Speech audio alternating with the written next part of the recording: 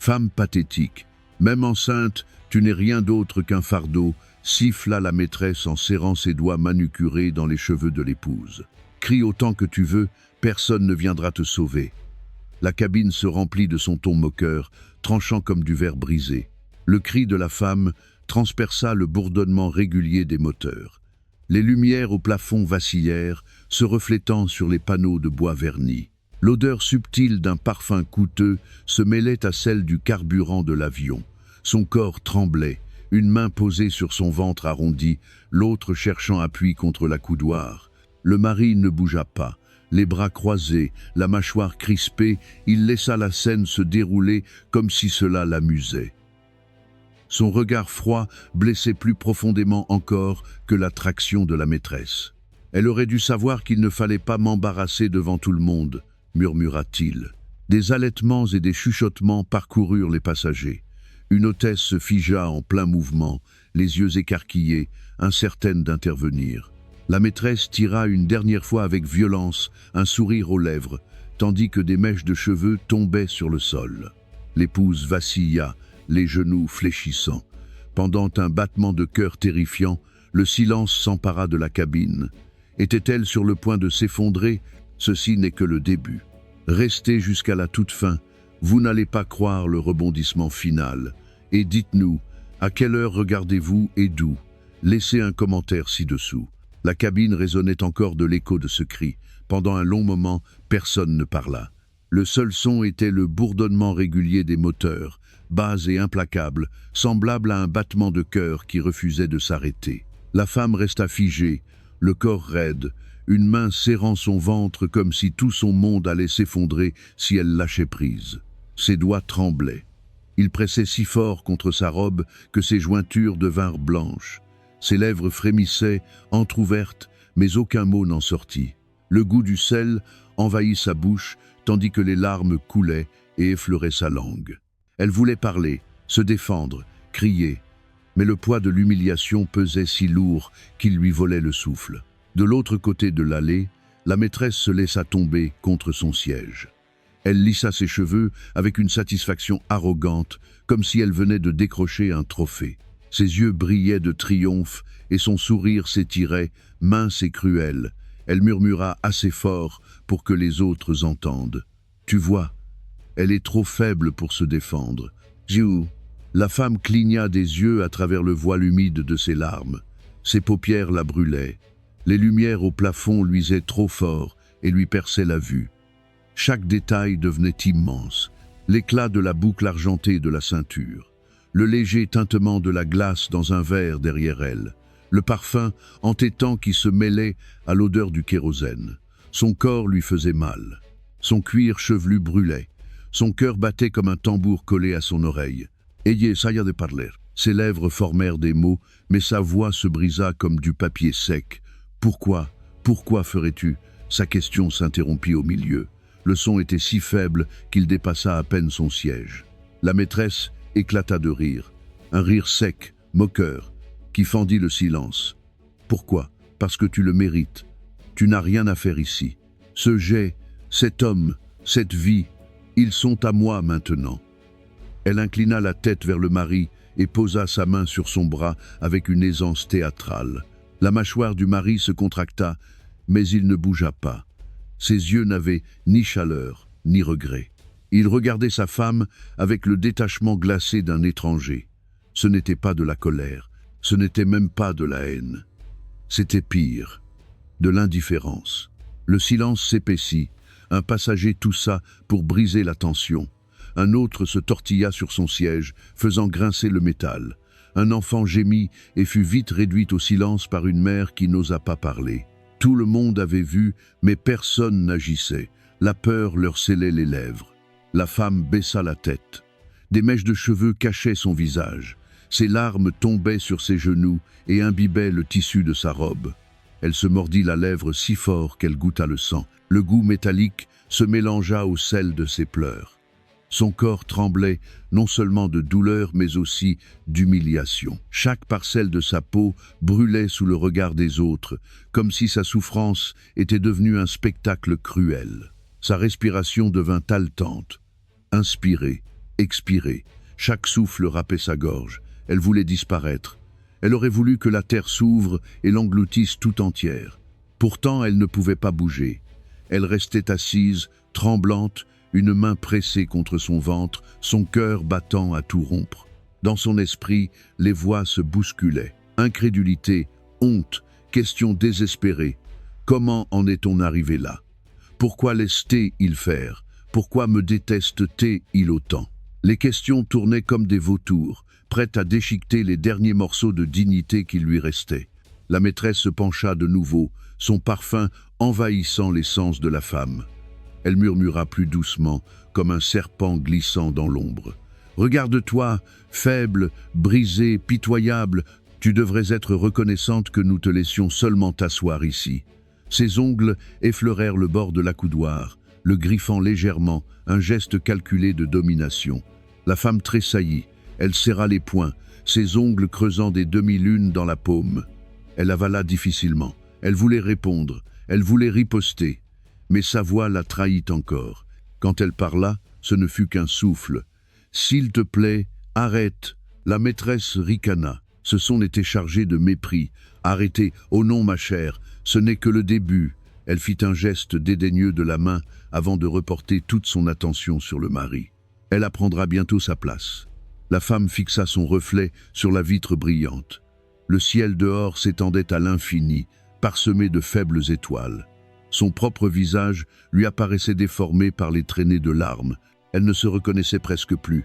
Elle ne voyait plus une femme forte, ni une épouse aimée. Seulement une silhouette fragile qui s'effondrait sous le poids de la trahison. Le bourdonnement des moteurs s'intensifia dans ses oreilles. Elle ferma les yeux pour tenter d'éteindre le monde.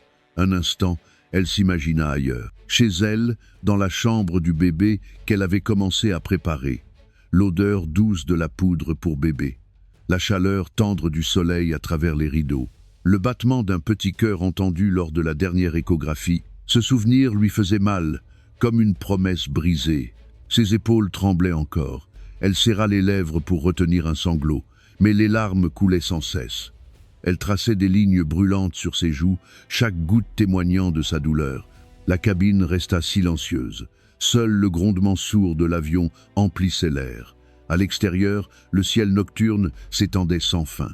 À l'intérieur, l'atmosphère pesait, saturée de cruauté et de peur. La femme releva légèrement la tête.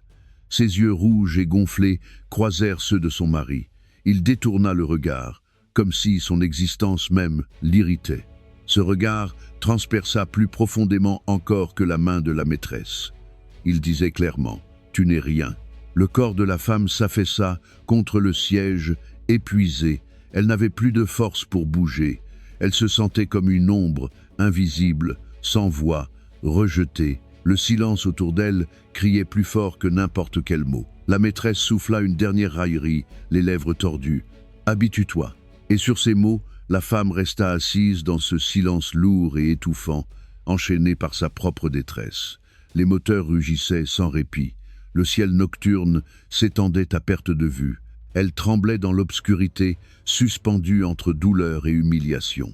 La lumière du matin traversait les rideaux de la chambre, douce mais implacable, réveillant la femme avant qu'elle ne soit prête. Elle s'assit lentement, posant une main sur son ventre.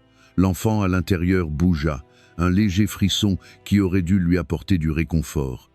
Au lieu de cela, il éveilla une étrange inquiétude. Elle repoussa ses cheveux, cherchant à calmer sa respiration. Aujourd'hui devait être simple, un vol, un voyage ensemble. Pourtant quelque chose dans l'air semblait faux. Sur la table de nuit, son téléphone vibra. Un message apparut, bref, sec, sans chaleur. « Sois prête pour midi, ne sois pas en retard ». Elle fronça les sourcils en lisant ces mots. Son mari les avait envoyés alors qu'il était dans la même maison. Le ton était professionnel, presque froid, et cela serra quelque chose au fond de sa poitrine. Elle tenta de chasser ce sentiment. Elle se leva, enfila une robe ample en tissu pastel, confortable sur son ventre arrondi.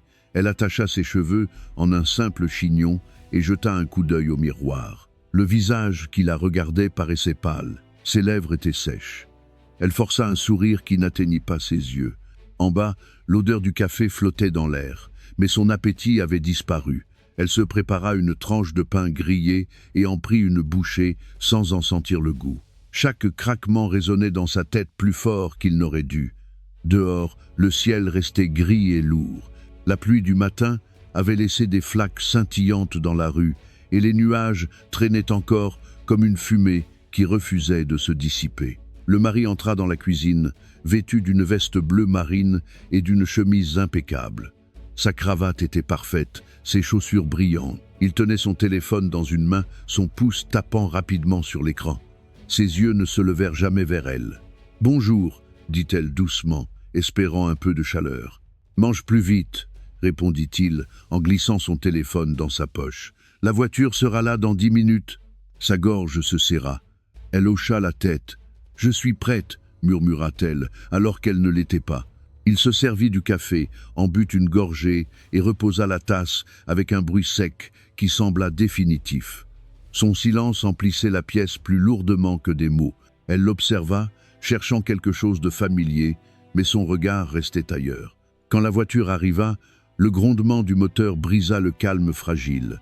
La pluie s'accrochait encore au pare-brise.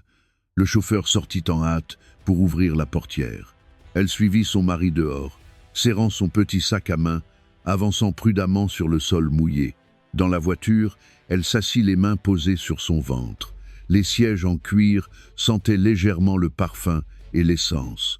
Le téléphone de son mari sonna, vibrant vivement contre la console. Il répondit rapidement, sa voix baissant d'un ton. « Oui, tout est arrangé. Elle n'a aucune idée. » Son ton était sec, ses mots précis. Il se tourna légèrement, protégeant la conversation, mais chaque syllabe la transperça. La phrase résonna dans sa tête. Elle n'a aucune idée. Elle se mordit la lèvre, ses yeux fixés sur le paysage flou qui défilait par la vitre. Son reflet lui rendait un regard élargi par le doute. Elle s'obligea à respirer lentement. « Qui était-ce » demanda-t-elle doucement pour rompre le silence. « Le travail » répondit-il trop vite. Il la regarda un bref instant, puis détourna les yeux. Son cœur se serra. Elle hocha la tête, feignant de le croire. La voiture roula à travers les rues mouillées. Les gouttes de pluie traçaient des filets argentés sur les vitres. Un enfant sautait dans une flaque sur le trottoir, son rire résonnant faiblement alors qu'il passait. Le son aurait dû être doux. Il accentua au contraire la douleur en elle. À l'aéroport, le hangar privé se dressait devant eux. Les projecteurs brillaient sur le tarmac humide, projetant de longues ombres. Elle sortit de la voiture, le vent glacial traversant sa robe.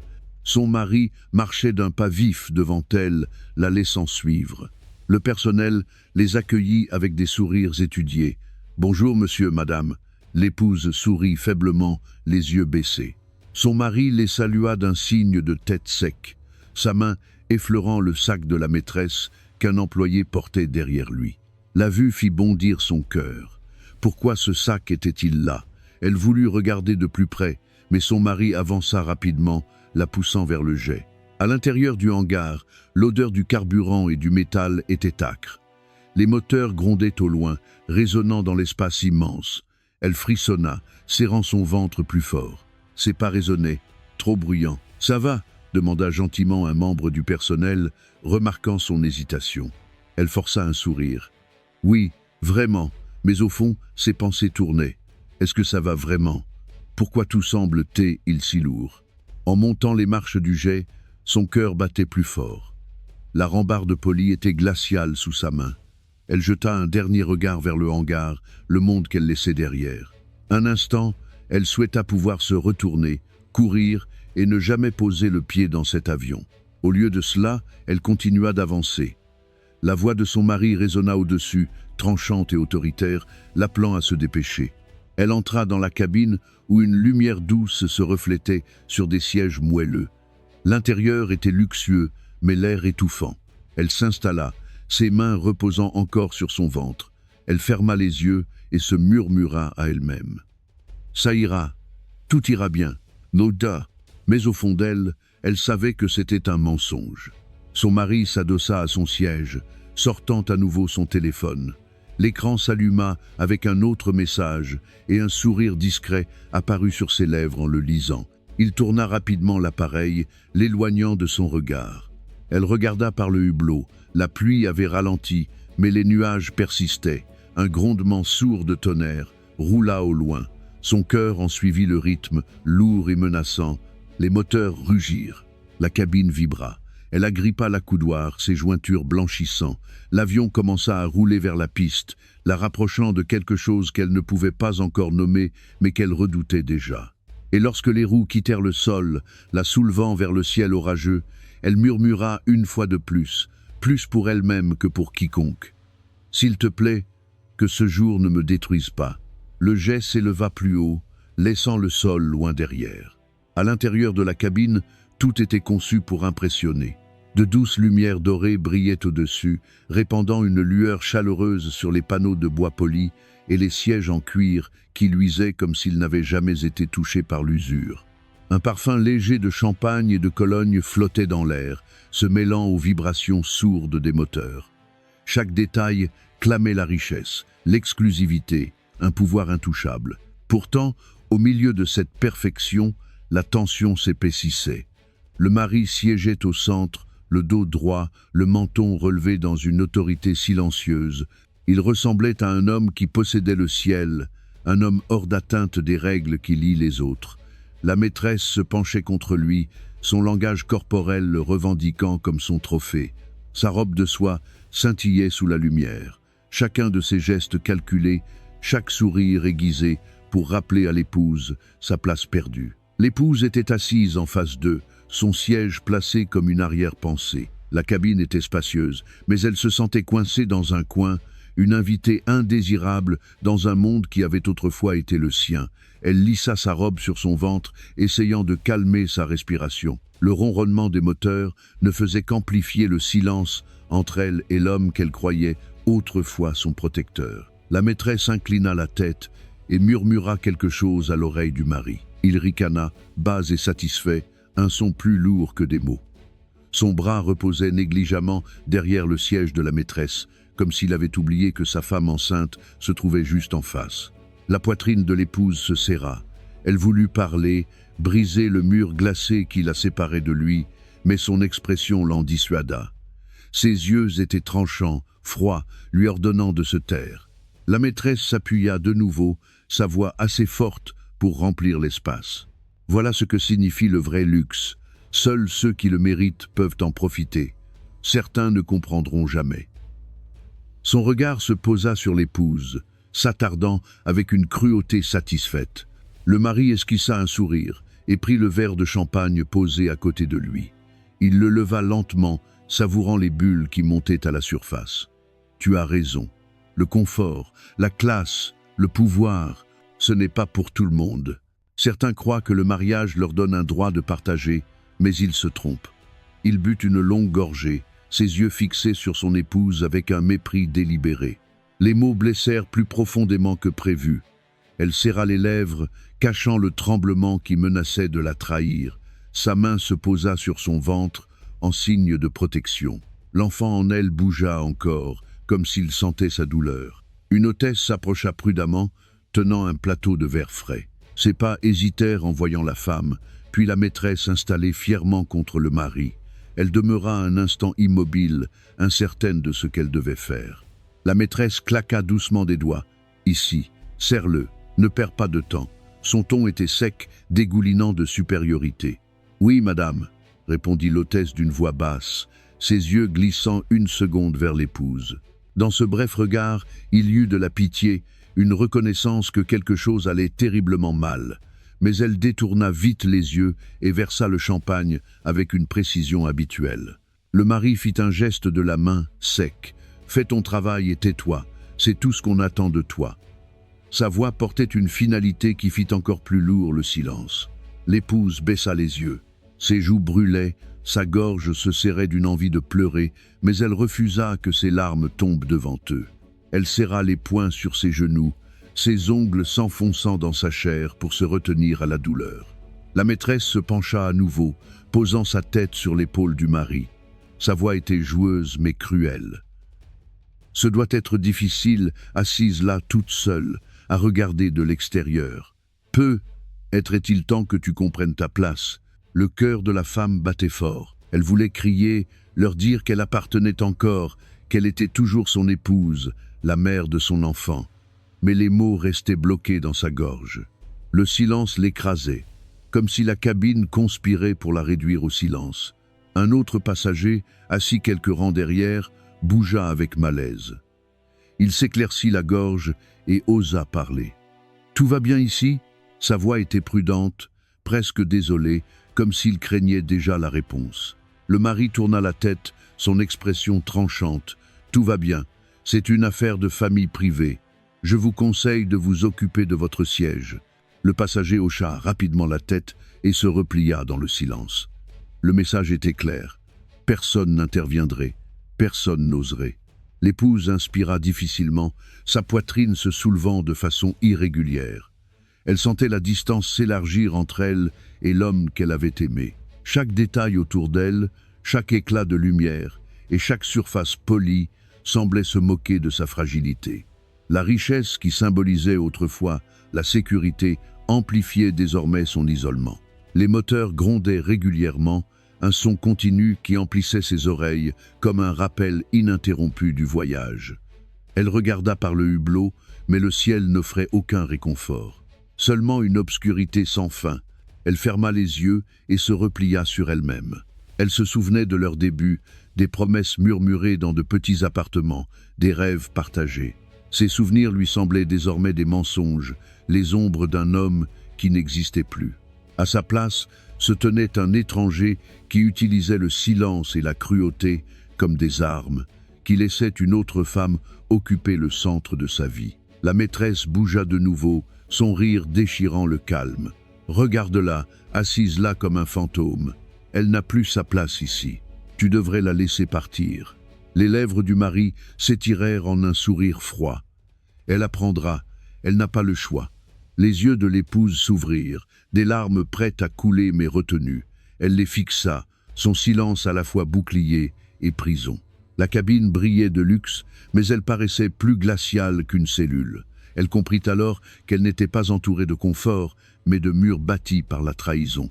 Et à ce moment-là, tandis que le jet fendait le ciel nocturne, la scène était posée. Le mari et la maîtresse dominaient l'espace, exhibant leur pouvoir sans honte. La femme enceinte restait dans l'ombre, dépouillée de sa dignité, abandonnée aux yeux de tous. Le contraste était violent, indéniable, et marquait le commencement de quelque chose de bien plus grand qu'aucun d'eux ne pouvait imaginer. La cabine paraissait plus lumineuse maintenant, bien que les lumières n'aient pas changé. C'était la netteté de la trahison qui éclairait chaque recoin, rendant chaque détail trop vif, trop cruel. L'épouse restait immobile, mais ses yeux captaient tout. Elle voyait la main de la maîtresse posée sur le bras du mari, ses ongles traçant de petits cercles invisibles, comme pour marquer son territoire. Elle voyait la légère courbe de ses lèvres, non pas le sourire d'un homme amoureux, mais le rictus satisfait de celui qui aime dominer. Son souffle se brisa. Elle posa de nouveau une main sur son ventre, geste instinctif d'une mère protégeant son enfant. Le poids de cette petite vie en elle était à la fois un réconfort et un tourment. Elle portait son enfant, et pourtant, il permettait à une autre femme d'afficher sa présence, de se moquer d'elle, d'effacer sa place. La maîtresse se pencha plus près de lui, son parfum envahissant l'air comme un poison. Elle murmura quelque chose, mais assez fort pour que l'épouse entende. Elle a l'air pitoyable, comme un chiot perdu qui attend des miettes. Le mari rit doucement, un son bas mais sans équivoque. Il saisit la main de la maîtresse et entrelaça ses doigts aux siens, un geste qui avait autrefois appartenu à l'épouse. L'estomac de la femme se serra, non pas à cause de l'enfant, mais à cause de la torsion acérée de la trahison. Elle cligna rapidement des yeux pour retenir ses larmes, mais elles montèrent malgré ses efforts. Sa gorge brûlait, sa poitrine faisait mal. Elle voulait crier, griffer l'injustice, mais elle restait figée, son silence devenant sa propre prison. La maîtresse inclina la tête vers elle. « Qu'y a-t-il? Tu es inhabituellement silencieuse. » « Peu, être-ce mieux ainsi ?» Sa voix dégoulinait d'une douceur fausse, chaque syllabe destinée à la blesser davantage. Les lèvres de l'épouse tremblaient. Elle se força à parler, même si sa voix se brisa, mince et fragile. « Je suis encore sa femme. Tu ne peux pas changer cela. » « Mai. » Les mots restèrent suspendus dans l'air, fragiles comme du verre, prêts à se briser. Le mari se pencha en avant, les yeux plissés. « Tu crois qu'un titre signifie quelque chose. Le mariage n'est que du papier. Ce qui compte, c'est qui est digne. Elle est là parce qu'elle me comprend. Toi, tu n'es qu'un fardeau. » L'épouse recula comme frappée. Ses paroles brûlaient plus fort que le feu. Elle agrippa la coudoir, ses ongles s'enfonçant dans le cuir, se retenant contre le vertige qui menaçait de l'emporter. Le silence suivit, mais ce n'était pas la paix. C'était lourd, étouffant, rempli de jugement. Les moteurs rugissaient sous eux, mais même ce bruit paraissait lointain comparé au battement de son cœur dans ses oreilles. Elle les regarda encore, incapable de s'en empêcher. Elle vit le sourire de la maîtresse, triomphant et cruel, alors qu'elle arrangeait la cravate du mari avec une familiarité intime. Elle vit les yeux du mari s'adoucir pour la maîtresse d'une manière qu'il ne l'avait pas fait pour elle depuis des mois. Chaque geste était petit, mais ensemble ils criaient plus fort qu'une confrontation. Elle ferma les yeux, mais cela n'aida pas.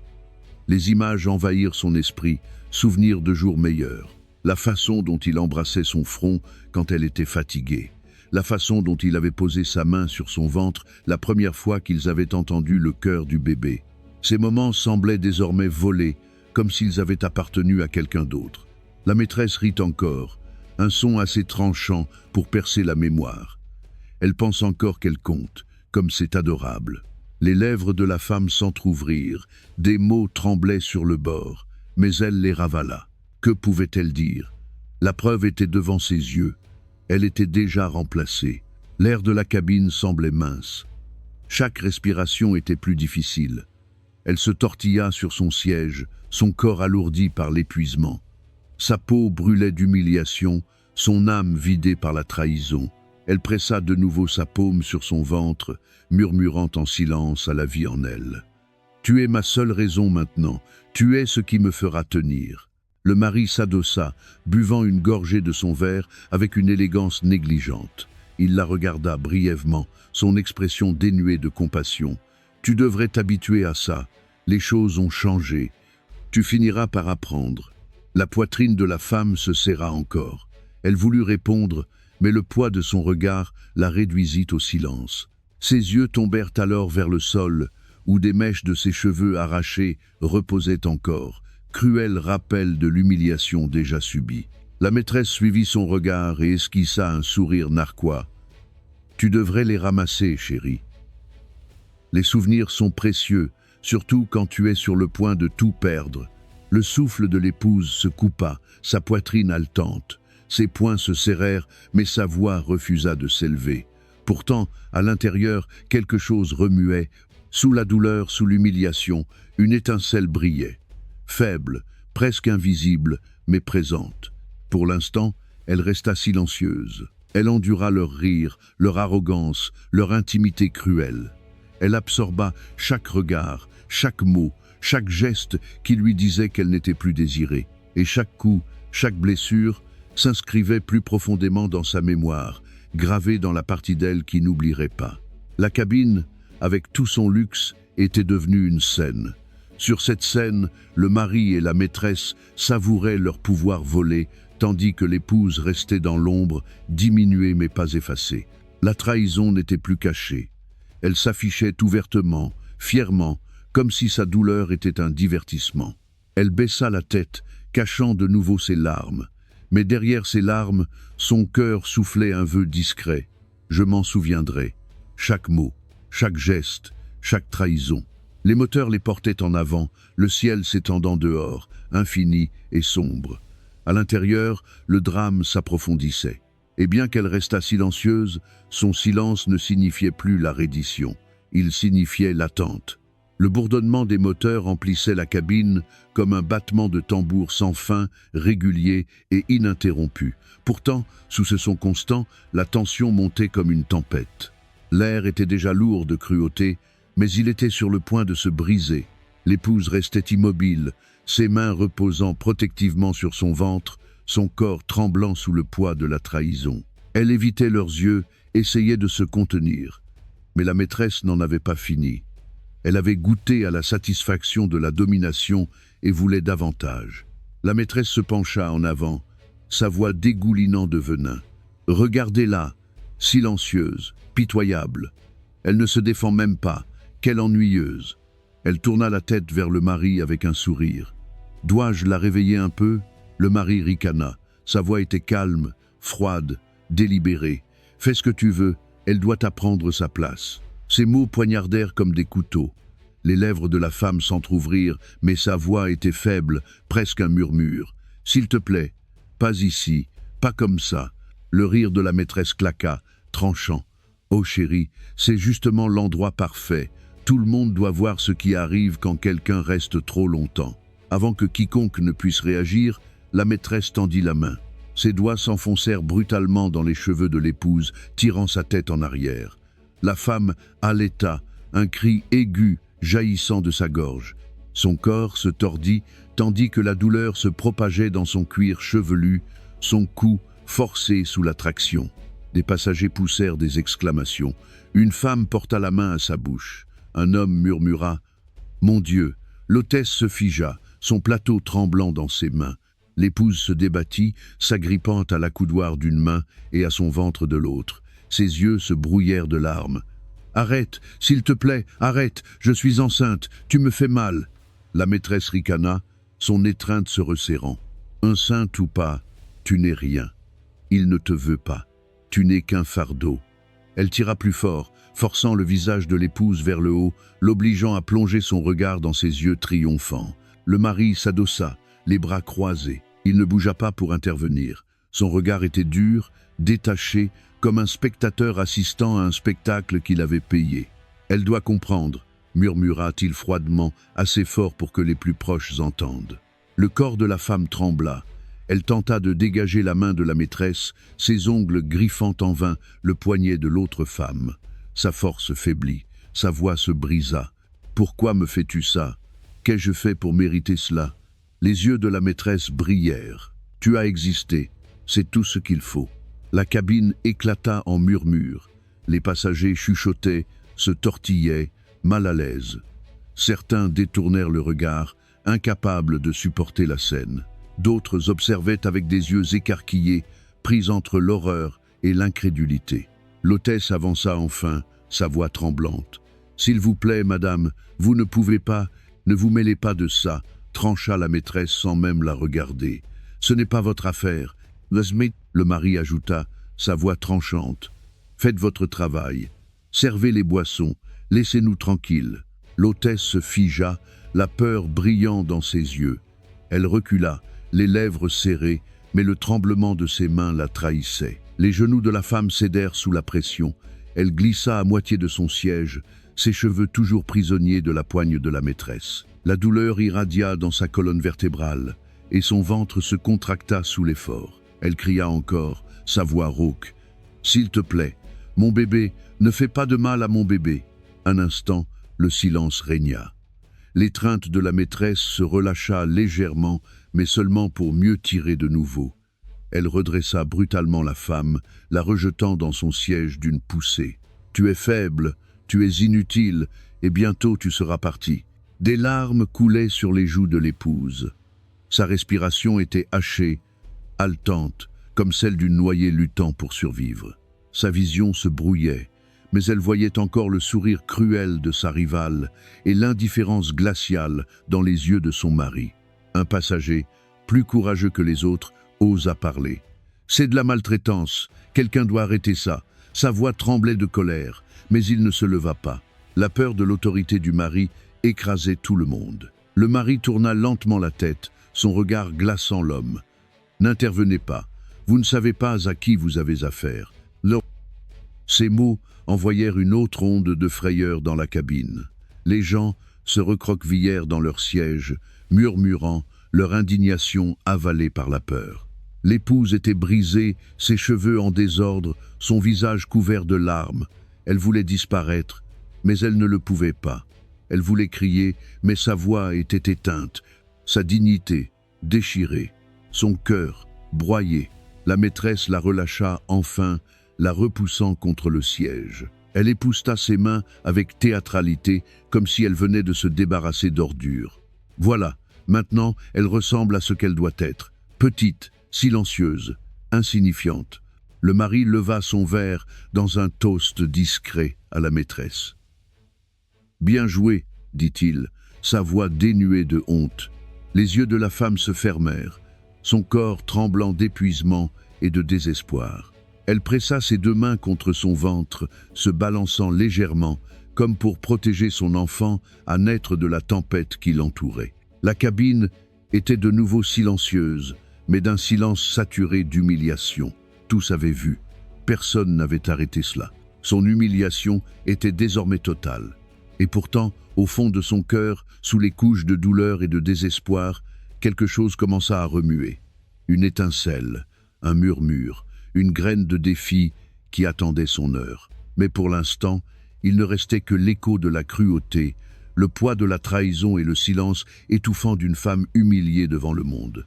La cabine vibrait encore de la tempête d'humiliation. L'épouse était affaissée, ses cheveux emmêlés, son visage mouillé de larmes. La maîtresse se penchait en arrière avec une satisfaction arrogante, fière de sa cruauté. Le mari sirotait son champagne comme si rien ne s'était passé, ses yeux froids et détachés. Les passagers se tortillaient, certains détournant le regard, d'autres murmurant à voix basse. Le silence pesait lourd. Cela aurait dû être la fin pour elle. Brisée, réduite au silence, effacée. Mais quelque part en elle, au-delà de la douleur, au-delà des larmes, quelque chose bougea. Cela commença comme une étincelle, faible et presque invisible, mais qui grandissait à chaque battement de cœur. Ses doigts se crispèrent sur l'accoudoir. Son dos se redressa lentement. Elle inspira profondément, son souffle tremblant d'abord, puis plus régulier, emplissant ses poumons de quelque chose qu'elle avait presque perdu. La détermination. Ses yeux s'ouvrirent, non plus voilés de larmes, mais plus vifs, concentrés. La maîtresse remarqua la première. « Oh, tu as encore quelque chose à dire ?» Elle esquissa un sourire narquois, sa voix dégoulinant de moquerie. « Ne t'humilie pas davantage. » L'épouse leva la tête. Sa voix trembla au début, mais chaque mot gagna en force en sortant de sa bouche. « Je ne resterai plus assise ici dans le silence. » Des exclamations parcoururent la cabine. Les têtes se tournèrent. Les passagers se penchèrent en avant, sentant le changement. Le mari fronça les sourcils. Il reposa son verre brusquement. « Qu'as-tu dit ?» Sa voix était froide, autoritaire, comme s'il la défiait de répéter. Les yeux de la femme s'accrochèrent aux siens. Pour la première fois depuis des mois, elle ne détourna pas le regard. Sa voix devint plus forte, plus ferme. « J'ai dit que je ne me tairai plus. J'en ai assez. » La maîtresse rit, un rire aigu et tranchant. « Écoutez-la, elle croit avoir du courage. Que feras-tu, ma chère? Pleurer plus fort, supplier plus fort. » Mais le rire ne résonna pas comme auparavant. La cabine semblait différente maintenant. Les passagers se rapprochaient, attirés par le feu soudain dans la voix de l'épouse. Elle se leva de son siège, lentement, prudemment, une main s'appuyant sur l'accoudoir, l'autre pressée contre son ventre. Ses genoux tremblaient, mais elle refusa de fléchir. Son dos se redressa complètement, ses épaules se carrèrent, ses yeux, autrefois pleins de désespoir, brillaient désormais d'une force nouvelle. Le mari se leva aussi, son visage se durcissant. « Assieds-toi, tout de suite. » Ces mots tranchaient comme une lame. Sa réponse fut plus tranchante encore. « Non, pas cette fois. No. » Le sourire de la maîtresse vacilla.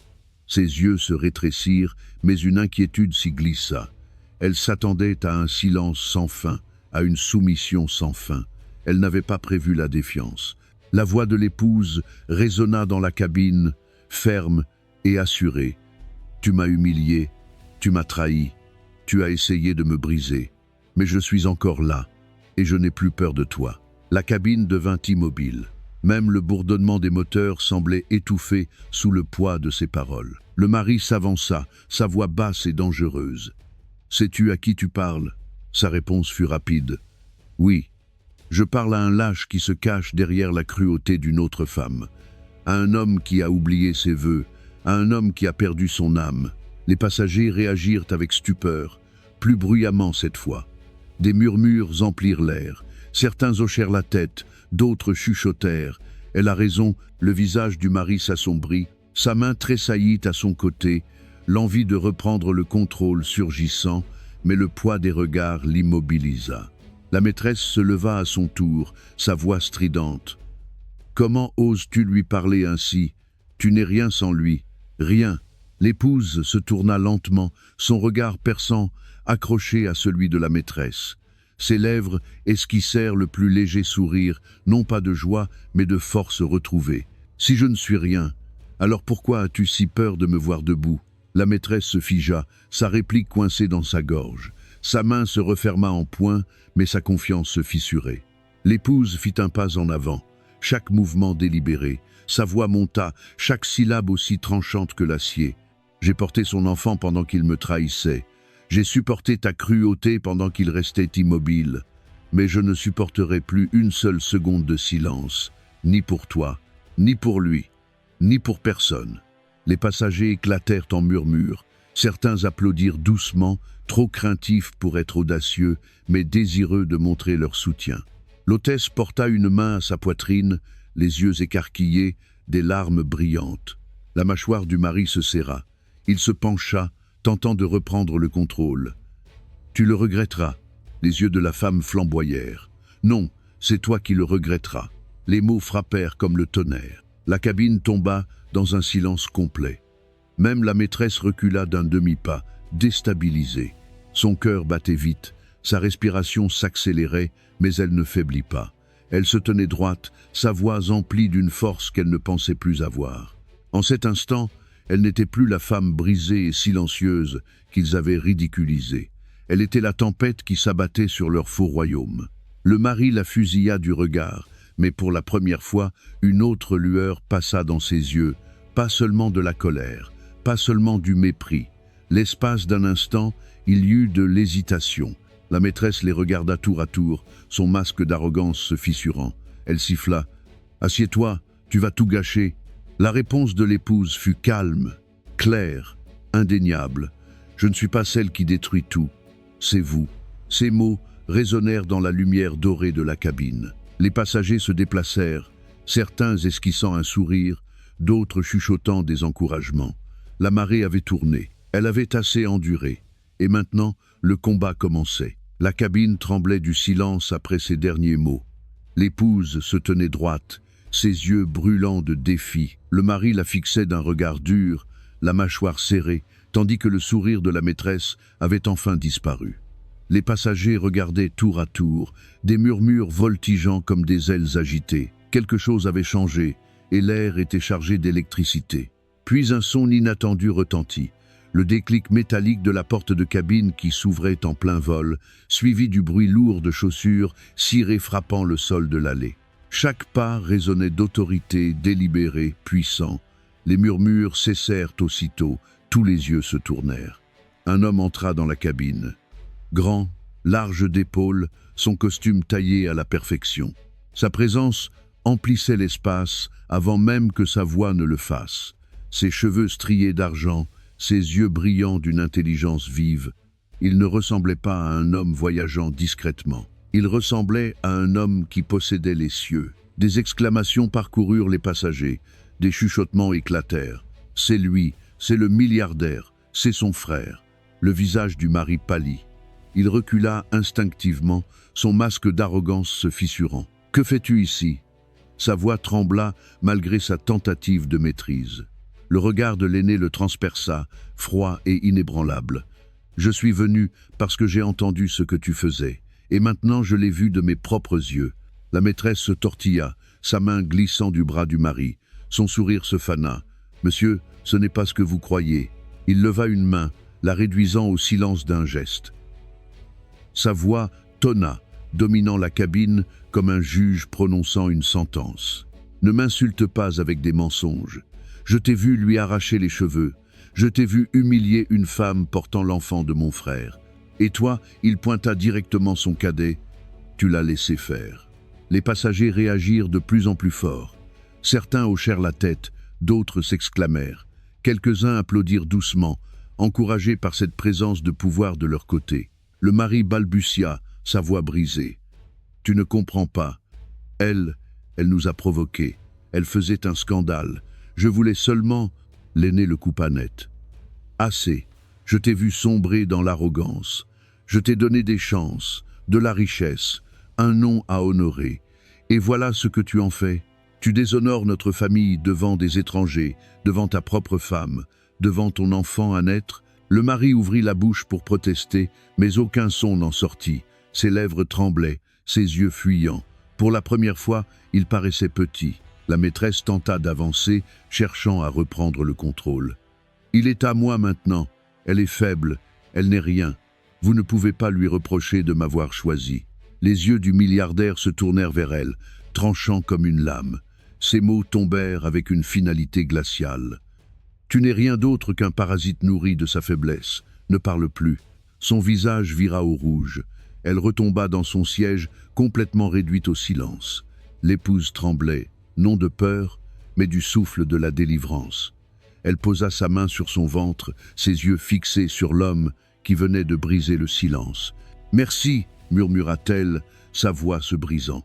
L'aîné inclina doucement la tête vers elle, son ton s'adoucissant pour la première fois. « Tu ne me dois aucun merci. Tu te dois la vérité. Et la vérité est la suivante, tu n'es pas seul, tu ne l'as jamais été. » Son regard revint vers son frère, sa voix se durcissant encore. « À partir de cet instant, tu es dépouillé de tout. Les parts de l'entreprise, l'héritage, les privilèges. Je ne permettrai pas à un homme comme toi de salir le nom de la famille. Tu as choisi la cruauté. Maintenant vis avec les conséquences. » Des exclamations éclatèrent dans la cabine. Les passagers se penchèrent, incapables de croire ce qu'ils voyaient. Un homme de pouvoir immense détruisant la vie de son propre frère avec des mots seulement. Le mari chancela, sa voix désespérée. « Tu ne peux pas faire ça, tu ne le ferais pas. Je suis encore ton sang. » Les yeux du milliardaire flamboyèrent de mépris. « Le sang ne vaut rien sans honneur. Tu as trahi ta femme, tu as trahi notre famille, tu t'es trahi toi-même. Tu n'es plus mon frère. » L'épouse ferma les yeux, des larmes coulant librement, non de douleur mais de soulagement. Le poids de moi, d'années de silence, commençait à s'alléger. Elle inspira profondément, sa poitrine enfin libérée du désespoir. La maîtresse saisit le bras du mari, murmurant frénétiquement « Fais quelque chose, arrête-le, dis-lui qu'il ne peut pas nous traiter ainsi. » Mais les épaules du mari s'affaissèrent, ses yeux tombèrent au sol, sa voix se brisa, détruite. « Je n'ai rien à dire. » Le milliardaire se tourna vers les passagers, sa voix portée par l'autorité. « Vous avez tous vu ce qui s'est passé ici. Souvenez-vous-en. Souvenez-vous de l'homme qu'il a choisi de devenir, et souvenez-vous de la force de la femme qu'il a tenté de détruire. » Les applaudissements éclatèrent, timides d'abord, puis plus forts. Les passagers applaudirent, leur voix s'élevant en soutien. L'hôtesse pleurait ouvertement, hochant la tête avec force, comme si la justice elle-même était entrée dans la cabine. L'épouse releva la tête. Ses yeux brillaient d'un mélange de soulagement et de force nouvelle. Pour la première fois depuis si longtemps, elle se sentait vue, entendue, défendue. Le milliardaire posa une main sur son épaule, ferme mais bienveillante. « Cela se termine ce soir. Tu ne seras plus humiliée. Tu ne seras plus réduite au silence. Tu mérites la paix, et tu l'auras. » La voix de la femme trembla, mais porta. « Tu m'as sauvé, tu nous as sauvés. » Sa main pressée sur son ventre, il secoua doucement la tête. « Non, tu t'es sauvé toi-même quand tu t'es levé. Tout ce que j'ai fait, c'est leur rappeler la vérité. » Le mari s'enfonça dans son siège, vidé et vaincu. La maîtresse fixait le sol, son arrogance réduite en cendres. Le pouvoir qu'ils avaient affiché si imprudemment avait disparu, arraché devant des inconnus. L'épouse inspira lentement, ses poumons emplis de liberté. Pour la première fois, elle crut qu'elle pouvait de nouveau respirer.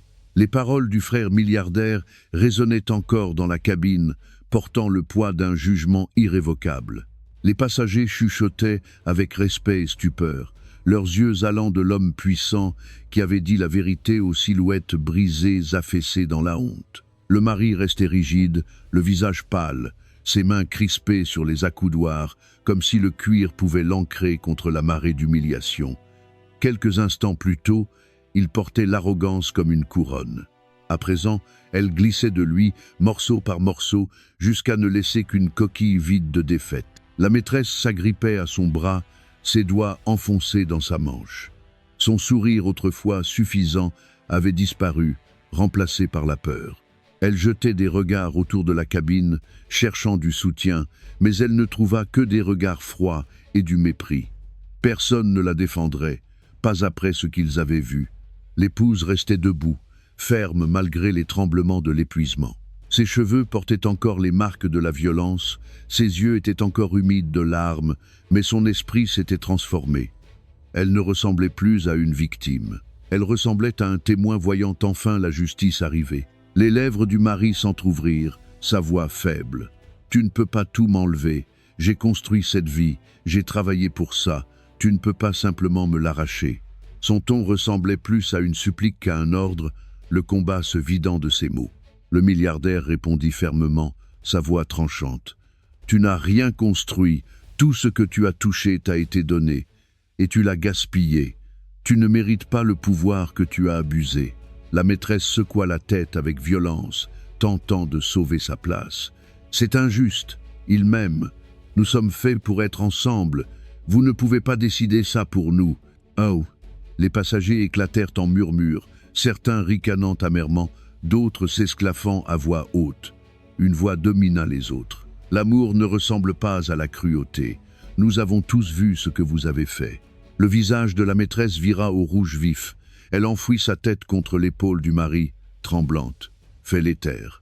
Dis-leur qu'ils ont tort. » Mais le mari n'avait plus de force. Sa tête se baissa, ses yeux fixés au sol. Pour la première fois, le silence était sa seule arme, et même cela échouait. L'épouse fit un pas en avant, sa voix ferme, chaque mot tranchant l'air avec clarté. « Vous vouliez que je sois brisé, vous vouliez que je sois effacé, mais regardez-vous maintenant. Le monde a vu la vérité, et vous ne pouvez pas la cacher. » Ces mots tombèrent avec la force de la justice elle-même. Les passagers hochèrent la tête, certains applaudirent doucement, d'autres murmurèrent leur accord. Le mari leva enfin les yeux, rougi de désespoir. « Je t'en prie, ne fais pas ça, nous pouvons arranger les choses, nous pouvons recommencer. » Sa voix se brisa, l'arrogance envolée, remplacée par une supplication creuse. L'épouse secoua lentement la tête, son expression calme mais inébranlable. « Tu as eu ta chance, tu l'as détruite de tes propres mains. » La maîtresse tenta encore, sa voix montant dans la panique. « Nous pouvons encore partir ensemble, nous pouvons aller ailleurs. Rien de tout cela n'a d'importance si nous nous en allons. » La voix du frère milliardaire la réduisit au silence. « Partir pourquoi? Vous n'avez rien, ni richesse, ni respect. Ni non, vous êtes fini. » La maîtresse s'effondra dans son siège, ses mains couvrant son visage. Ses sanglots brisaient le silence, aigus et désespérés. Le mari s'affaissa en avant, les coudes sur les genoux, la tête dans les mains.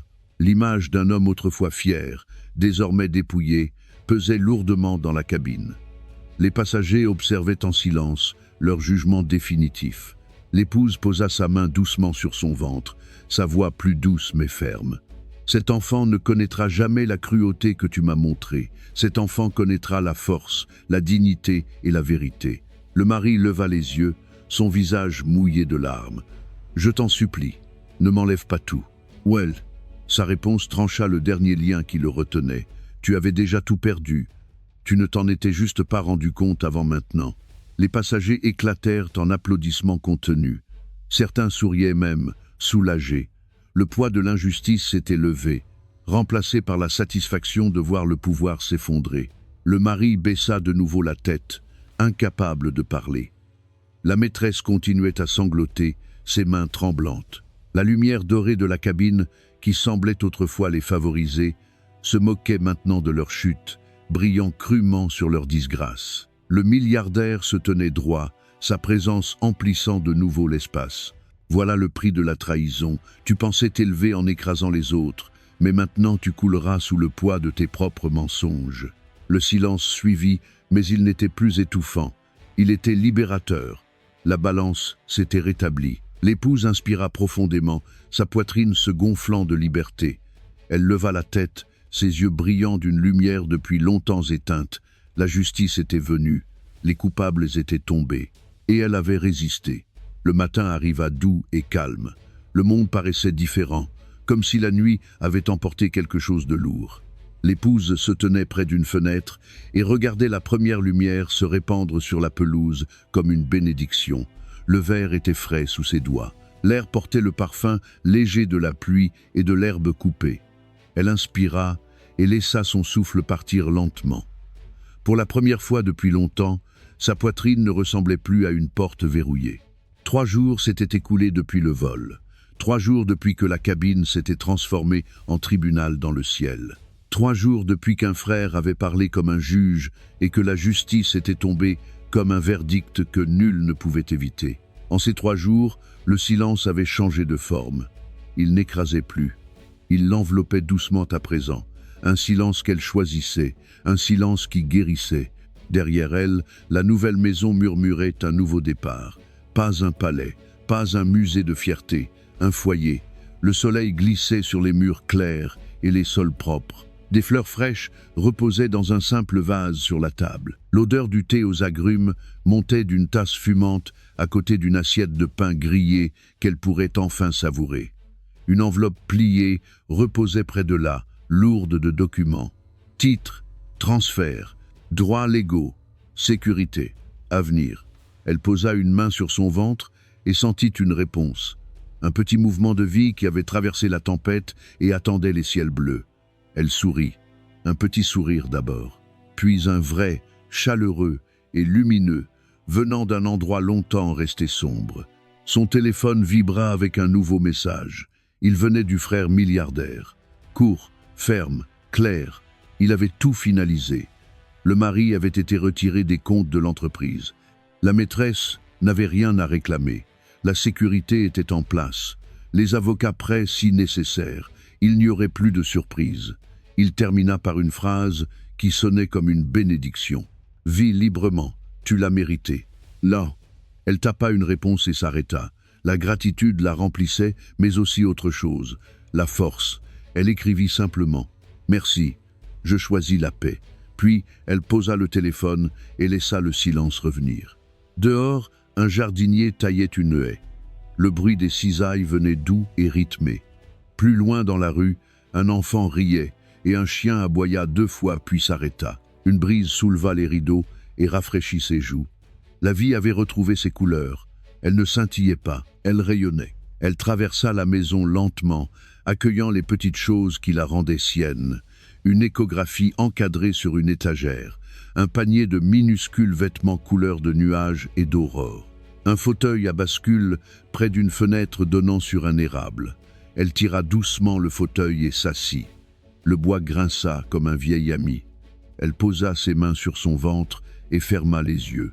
La mémoire voulut surgir, forte et brutale. L'attraction des cheveux, la brûlure, le rire qui blessait. Elle ne repoussa pas ce souvenir. Elle le regarda, elle le vit clairement, puis elle le laissa passer comme une vague qui finit par se briser et retourner à la mer. Ce qui restait sur le sable, c'était seulement ce qu'elle choisissait de garder, le moment où elle s'était levée, les mots qu'elle avait prononcés, la force de sa voix quand elle avait dit non. Un coup frappa à la porte. 3 petits tapotements réguliers. Elle se leva, lissa sa robe et ouvrit. L'hôtesse de l'air se tenait là, avec un sourire timide et un sac en papier dans les mains. Ses yeux étaient plus doux qu'elle ne s'en souvenait. Dans l'avion, elle avait eu peur.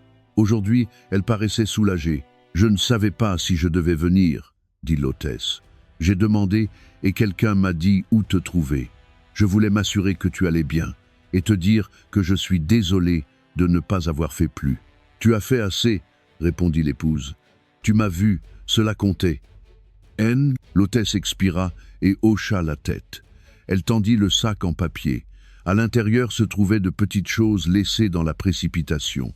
Une écharpe, un baume à lèvres, une barrette argentée en forme de feuille. La barrette capta la lumière quand elle la souleva.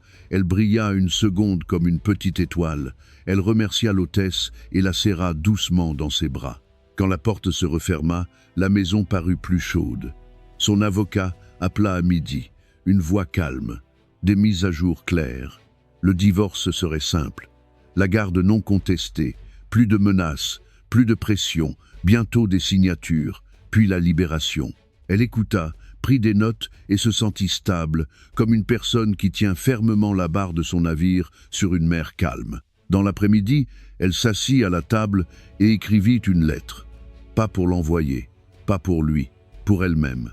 Elle écrivit ce qu'elle avait traversé, elle écrivit ce qu'elle avait appris, elle écrivit ce qu'elle dirait un jour à son enfant, qu'il existe des gens qui confondent le pouvoir avec l'amour, que le véritable amour n'humilie jamais, que le silence peut être une cage, mais qu'il peut aussi être un choix, que dire non peut être le premier oui à la vie. Elle plia la lettre et la plaça dans une boîte avec l'échographie et la barrette en forme de feuille. Elle noua la boîte d'un ruban et la posa en haut d'une étagère. Un petit hôtel à la vérité, une promesse tenue. Le soir adoucit les contours du jour. La lumière dorée glissa sur le sol et grimpa sur le mur comme une marée. Elle sortit et s'arrêta au bord du jardin. Les feuilles de l'érable murmuraient au-dessus d'elle. Un oiseau sautillait sur la clôture et pencha la tête comme pour saluer une voisine. Elle respira l'air frais et se sentit légère. Son téléphone vibra encore. Un numéro qu'elle reconnaissait mais n'avait pas enregistré. Il avait trouvé un moyen d'appeler. L'écran illumina sa paume. Elle regarda son nom. Elle ne sentit pas de peur. Elle ne sentit rien. Elle laissa sonner jusqu'au silence. Puis, elle bloqua le numéro et glissa le téléphone dans sa poche. Des lucioles clignotaient dans le crépuscule. L'une se posa près de sa main, brillante un instant, puis disparut, puis brillante encore. Elle rit doucement devant ce petit spectacle. La vie s'annonçait avec une étincelle, une pause et une autre étincelle. Elle connaissait maintenant ce rythme, douleur, souffle, paix, et puis la montée régulière de quelque chose de neuf. Elle rentra et alluma une petite lampe dans la chambre du bébé. La lumière formait un cercle sur le mur comme un halo. Elle se tint dedans et parla à l'enfant. « Nous sommes en sécurité, nous sommes chez nous, tu es désiré, tu es aimé. » Sa voix sonnait forte. Elle sonnait comme celle de quelqu'un dont elle était fière. Avant de se coucher, elle ouvrit la fenêtre et laissa l'air nocturne traverser la pièce. Un chœur de grillons monta de l'herbe. Un train lointain appela à travers les champs et disparut. Elle s'allongea et sentit le matelas la soutenir. Son corps relâcha une tension qu'il portait depuis trop longtemps. Sa respiration ralentit. Son esprit s'apaisa. Le sommeil vint, pur et bienveillant. À l'aube, elle se leva de nouveau et rencontra le jour à la fenêtre. Le soleil montait patiemment. Il glissait, doux et sûr. Elle posa une main sur son ventre et sentit une réponse. Un petit coup, un salut, une promesse. Elle sourit et parla à voix haute, non pas au passé mais à l'avenir. Je suis libre, je suis prête. Et c'était la vérité qu'elle portait désormais. Une vie non pas reconstruite sur des cendres, mais grandie à partir de racines qui avaient survécu à la tempête. Une vie choisie, une vie revendiquée, une vie où son dernier mot n'était pas un cri. C'était un vœu. Elle se détourna de la fenêtre et commença sa journée. « Je ne suis pas brisée, je commence.